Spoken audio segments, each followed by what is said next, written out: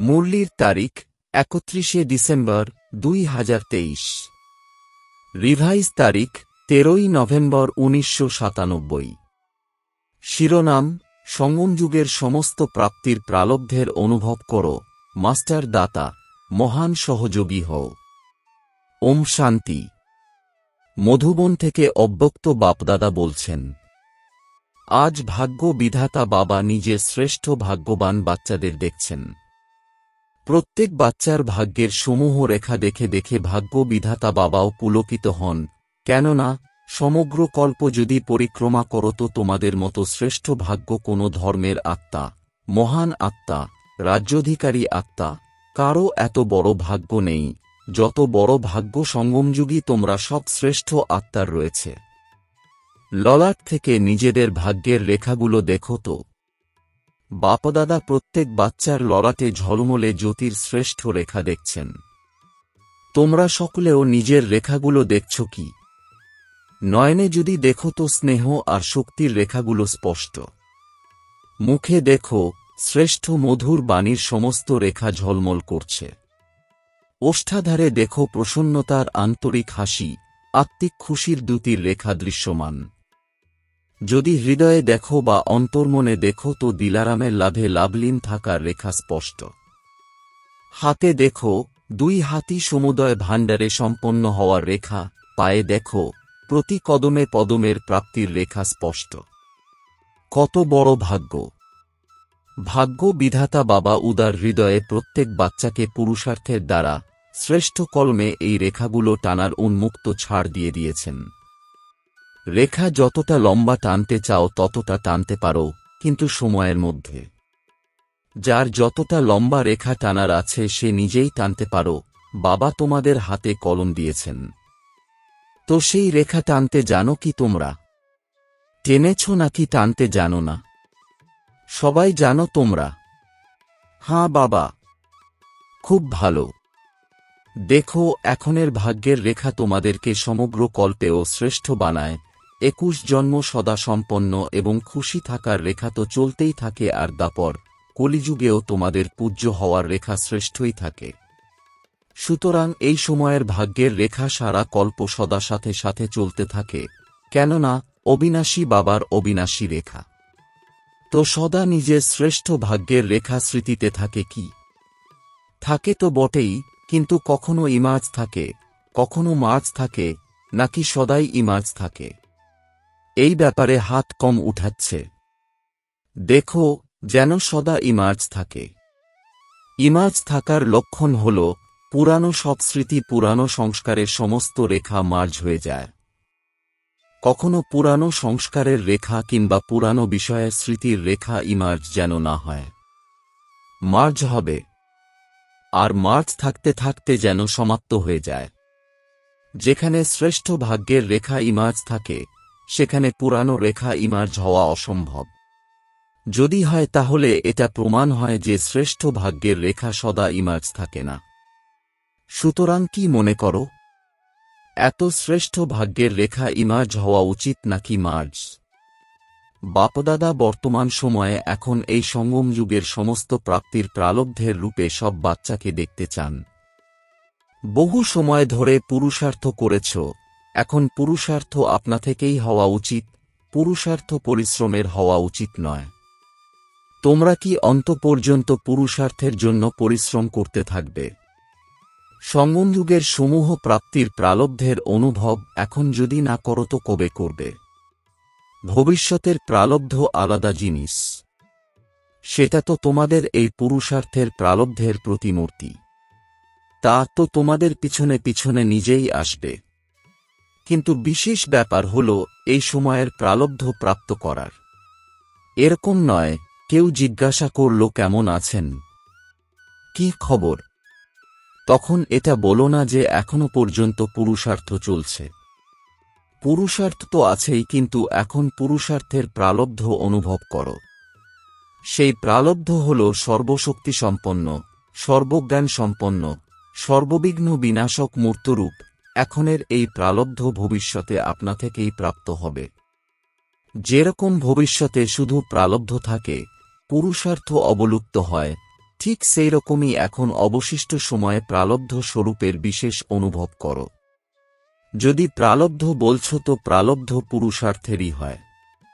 পুরুষার্থ করেছ তো সেই পুরুষার্থ অনুসারেই প্রালব্ধের অনুভব করতে পারবে। কিন্তু বাপদাদা বাচ্চাদের থেকে কি চান? তোমরা জিজ্ঞাসা করো তো না যে বাপদাদা আমাদের থেকে কি চান? তো বাপদাদা তোমাদের থেকে এটাই চান, এখন অল্প সময়ের জন্য পুরুষার্থের প্রালব্ধ স্বরূপ হয়ে যাও।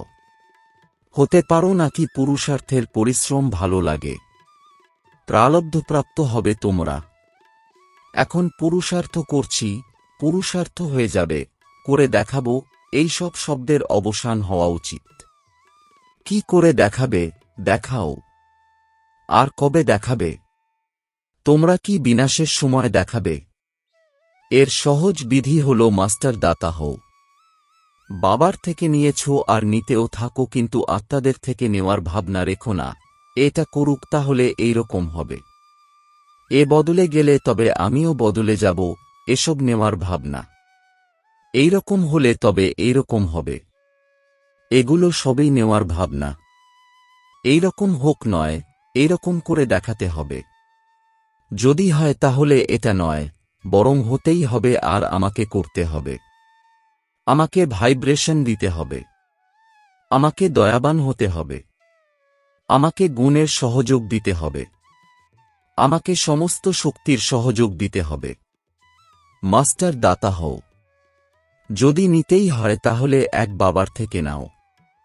যদি অন্য আত্মাদের থেকেও পাও তাহলে বাবার দেওয়াই পাবে। সুতরাং দাতা হয়ে উদারচিত্ত হও। দিতে থাকো। কিভাবে দিতে হয় জানো তোমরা? নাকি শুধু নিতেই জানো? এখন যা জমা করেছ তা দাও। ব্রাহ্মণ আত্মারাও নিজেদের মধ্যে দাতা হও। তাছাড়া যদি দাও তো আমি দিই এটা না, আমাকে দিতে হবে। ভাণ্ডার আছে কি তোমাদের কাছে? পরিপূর্ণ আছে কি? গুণে পরিপূর্ণ আছে কি? শক্তিতে পরিপূর্ণ আছে কি? আছে তো দাও না কেন? নিজের জন্য কি লুকিয়ে রেখেছ? যখন ভাণ্ডারে সম্পূর্ণ হয়েছে তো দিতে থাকো। এ কেন এমন করে? এ কেন এমন বলে? এই ভাবনা করো না। হৃদয়বান হয়ে নিজের গুণের, নিজের শক্তির সহযোগ দাও। একে বলে মাস্টার দাতা, মহা সহযোগী।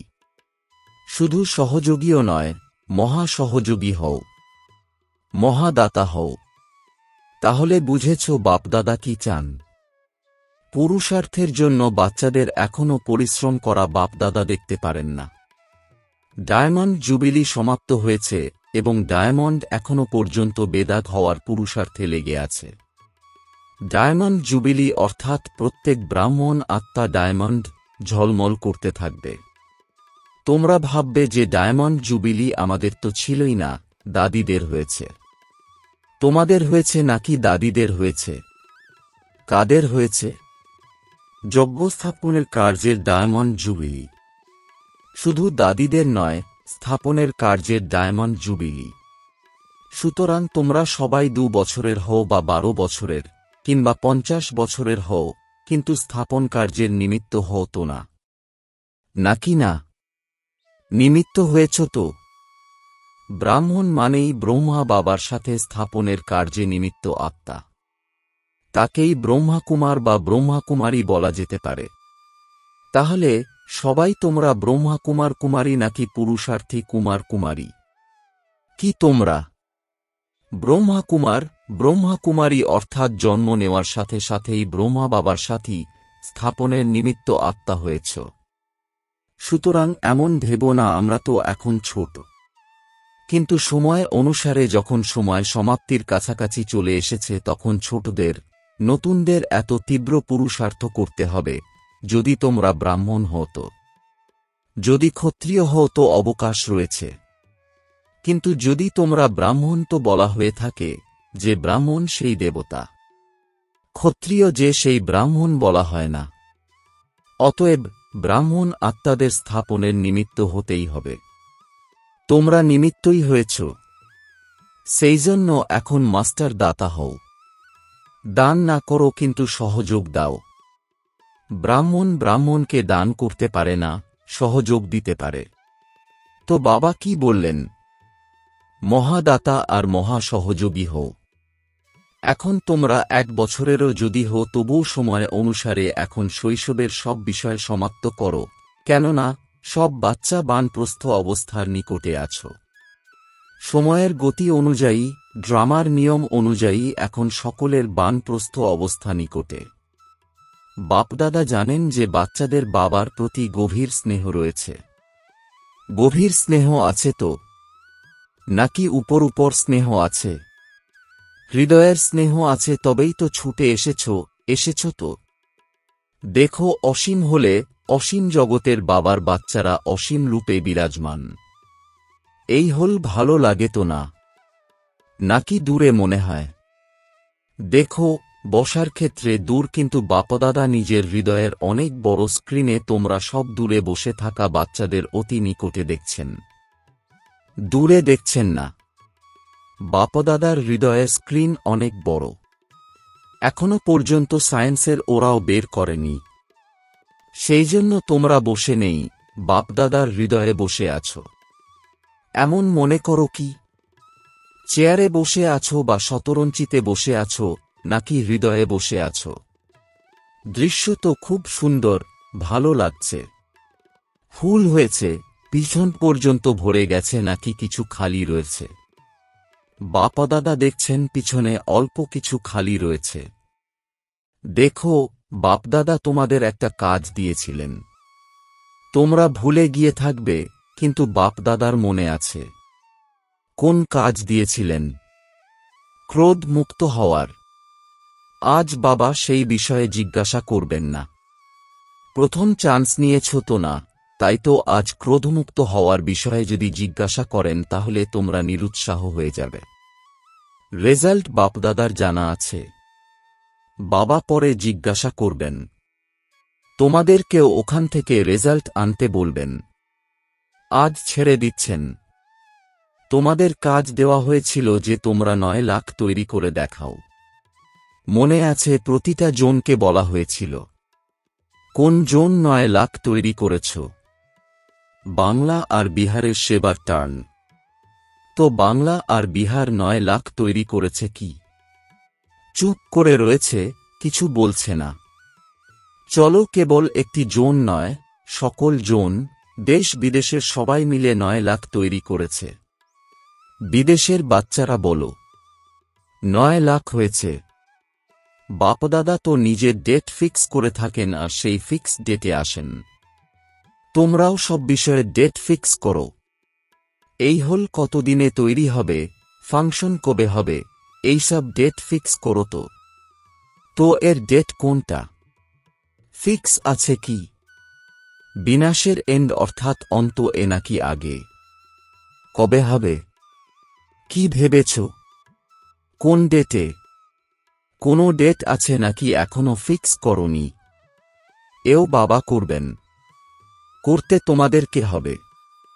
বাপদাদা তো বলবেন শুভ কার্যে দেরি করো না। তাহলে কি করবে? চলো, সিজনের এন্ডে হয়ে গেলেও ভালো। এতটা সাহস আছে কি? কেবল দাতা হয়ে যাও। যদি দাতা হয়ে যাও তবে দাতার ভাবনার দ্বারা তোমাদের রয়্যাল ফ্যামিলি আর সমীপে থাকা প্রজা খুব তাড়াতাড়ি তৈরি হয়ে যাবে। তারা তো প্রতীক্ষা করছে, কেবল তোমাদের দাতা হওয়ার অপেক্ষা। মহান সহযোগী হতে কেবল দেরি। খাজানার বেশিটা নিজের জন্য বা কেবল নিজের সেবার প্রতি লাগাচ্ছ তোমরা। নিজের সেবার ডিউটিতেই বেশি সময় ব্যয় করছ। মহান দাতা হয়ে, অসীম জগতের দাতা হয়ে ওয়ার্ল্ডের গোলকের উপরে দাঁড়িয়ে অসীম জগতের সেবাতে ভাইব্রেশন ছড়িয়ে দাও। বিশ্ব রাজন হতে হবে, কেবল জোনের কিংবা নিজের ডিউটিজের সার্কেলের রাজা নয়। বিশ্ব কল্যাণকারী তোমরা। এখন অসীমে যাও। অসীমে গেলে সীমিত সকল বিষয় সততই সমাপ্ত হয়ে যাবে। মনোবল হল অত্যন্ত শ্রেষ্ঠ বল। তাকে তোমরা ইউজ করছ না। বাণী, সম্বন্ধ, সম্পর্ক তারই সেবাতে তোমরা বিজি থাকো। এখন মনোবলকে বাড়াও। অসীম জগতের সেবা যা তোমরা এখন বাণী বা সম্বন্ধ সহযোগের দ্বারা করে থাকো, তা মনোবল এর দ্বারা করো। তো মনোবল এর অসীম জগতের সেবা যদি নিজের অসীম জগতের বৃত্তির দ্বারা মনোবল এর দ্বারা বিশ্বের গোলকের উপরে উচ্চে স্থিত হয়ে বাবার সাথে পরমধামের স্থিতিতে স্থিত হয়ে অল্প সময়ও যদি করো, তবে তোমাদের তার প্রালব্ধ অনেক গুণ বেশি প্রাপ্ত হবে। বর্তমানের সময় আর সার্কামস্ট্যান্স অর্থাৎ পরিস্থিতি অনুসারে অন্তিম সেবা হল এই মনসা বা মনোবল এর সেবা। এর অভ্যাস এখন করো। বাণীর দ্বারা হোক কিংবা সম্বন্ধ সম্পর্কের দ্বারা তোমরা সেবা করছ, কিন্তু এখন এই মনসা সেবার অভ্যাস অতি আবশ্যক। সাথে সাথে এর অভ্যাস করতে থাকো। বুঝেছ কি করতে হবে? এই মনসা সেবা সেই বিস্ময় দেখাবে যা স্থাপনার আদিতে বাবার মনসার দ্বারা আধ্যাত্মিক আকর্ষণ বাচ্চাদেরকে আকৃষ্ট করেছিল। আর মনসা সেবার ফল স্বরূপ এখনও তোমরা দেখতে পাচ্ছ যে সেই আত্মারাই এখনও ফাউন্ডেশন হয়ে রয়েছেন। ড্রামার অনুসারে এই বাবার মনসার আকর্ষণের প্রমাণ তো অত্যন্ত শক্তিশালী।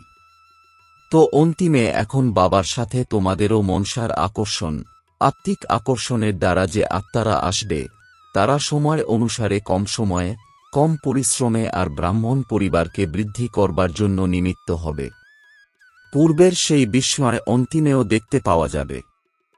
আদিতে যেমন ব্রহ্মা বাবাকে সাধারণ রূপে না দেখে শ্রীকৃষ্ণের রূপে অনুভব করতেন। সাক্ষাৎকার হল আলাদা জিনিস, কিন্তু সাক্ষাৎ স্বরূপে শ্রীকৃষ্ণই দেখতেন, সেইভাবেই খেতেন ও আচরণেও আসতেন। এই রকমই তো ছিল, তাই না? তো স্থাপনাতে একমাত্র বাবা করেছেন, অন্তিমে বাচ্চারা তোমাদেরকেও আত্মারা সামনে সাক্ষাৎ দেবী দেবতা দেখতে পাবে। তারা ভাবতেই পারবে না যে ইনি কোনো সাধারণ ব্যক্তি। তারাই পূজ্যভাবের প্রভাব অনুভব করবে। তখন বাবা সহ তোমাদের সকলের প্রত্যক্ষতার পর্দা উন্মোচিত হবে। এখন একলা বাবাই প্রত্যক্ষ হবেন না, বাচ্চাদের সাথে প্রত্যক্ষ হতে হবে। স্থাপনাতে যেমন ব্রহ্মার সাথে বিশেষ ব্রাহ্মণও নিমিত্ত হয়েছে, সেই রকমই সমাপ্তির সময়ও বাবার সাথে সাথে অনন্য বাচ্চারাও দেবরূপে সাক্ষাৎ অনুভূত হবে। এর জন্য আজ এ কথা বললাম, এখন থেকে প্রালব্ধ স্বরূপে স্থিত হও। ছোট ছোট ব্যাপারগুলির থেকে এখন ঊর্ধ্বে যাও। বিশেষ প্রালব্ধ স্বরূপের সাক্ষাৎকার নিজেও করো আর অন্যদেরকেও করাও। বুঝেছ? এখন সকলে নিজের অনাদি স্বরূপে 1 সেকেন্ডে স্থিত হতে পারো, কেননা অন্তিমে 1 সেকেন্ডের মধ্যেই সিটি বাজবে। সুতরাং এখন থেকে অভ্যাস করো। ব্যাস স্থিত হয়ে যাও। ড্রিল করালেন।